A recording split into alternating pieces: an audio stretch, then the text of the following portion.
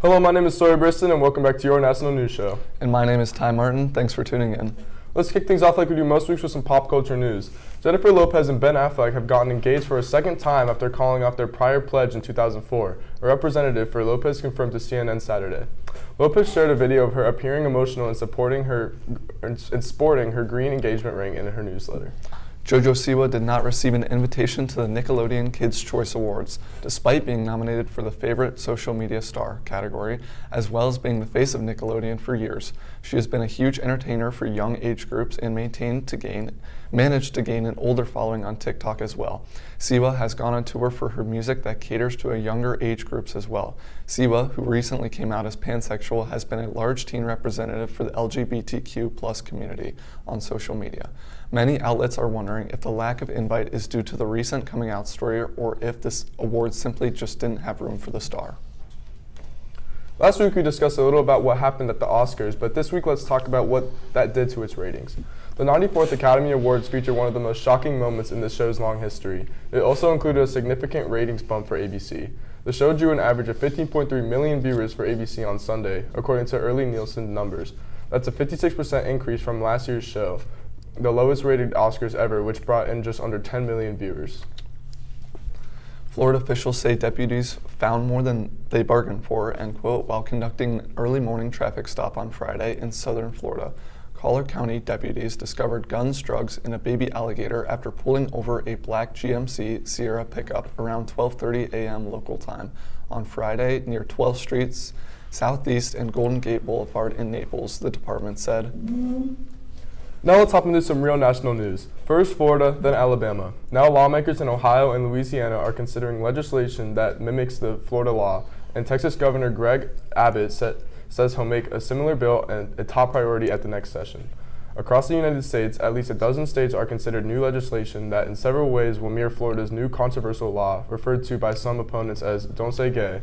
The specific details regarding the bill vary between states, but overall they seek to prohibit schools from using a curriculum or discussing topics of gender identity or sexual orientation. Judge Ketanji Brown Jackson is now the first black woman to be appointed to the Supreme Court. She said on Friday at a White House ceremony celebrating her confirmation that it was an honor of a lifetime and that she understood what it meant to the young black women and girls who followed along with her nomination process. We will keep you updated on her rulings as a judge. White House Press Secretary Jen Psaki is rumored to join the news outlet MSNBC when she leaves her West Wing post this summer. The move previewed in a leak to Access triggered anger among journalists who said they featured Psaki's hiring would destroy the NBC brand and reinforce the precedent set by many press secretaries before her to move the media outlets once their time in the White House is over. Alex Jones was deposed over 2 days this week in a defamation suit brought against him by the families of the victims of the Sandy Hook shooting, according to the court filing with two attorneys representing Jones.